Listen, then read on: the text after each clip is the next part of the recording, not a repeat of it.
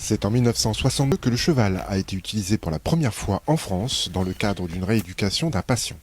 Depuis, les activités avec le cheval se diversifient et le nombre de pathologies traitées avec l'aide de la médiation du cheval est en constante progression. À Saint-Quentin, le docteur Attier a mis en place un nouveau projet d'étude sur l'efficacité de l'équithérapie dans le cadre de soins pour les maladies de Parkinson.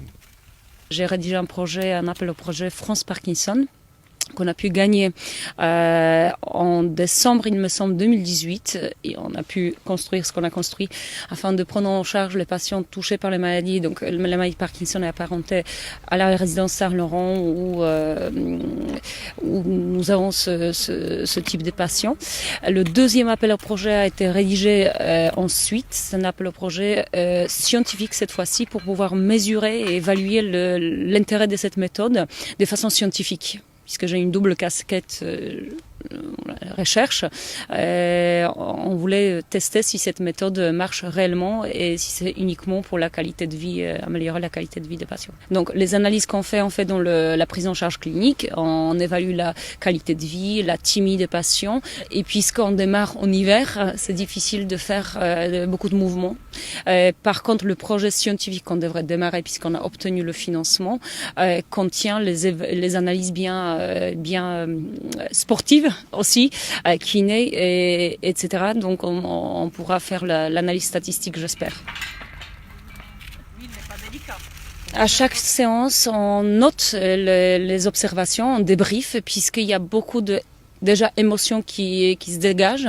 Nous avons noté les phrases de nos patients que je suis certain lors de ma consultation Parkinson, qui ne parlent pas de leurs émotions, de leur mal-être lors de ma consultation. Je suis en blouse blanche, même si on a rejeté les blouses blanches, on a la casquette d'un médecin. Ils parlent pas de leurs émotions, de leur vécu. Alors que face au cheval, oui, ils disent les choses. Donc c'était la première surprise, même pour ma collègue qui amène son cheval qui n'est pas du milieu médical. Elle m'a dit il y a quelque chose, puisqu'il parle de choses.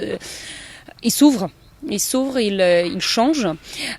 Après chaque séance, elle est précédée par une séance de relaxation, par plusieurs techniques, où on essaye centrer le regard et les émotions du patient. Donc il a son temps, son moment pour lui, et nous on est avec lui et avec le cheval. L'équithérapie fait intervenir 3 acteurs, le patient, le cheval et le thérapeute. Contrairement aux États-Unis ou au Canada, le métier d'équithérapeute n'est pas reconnu en France. Pourtant, il est le lien essentiel entre le patient et l'animal. Le cheval collaborant par sa présence et sa sensibilité psychique.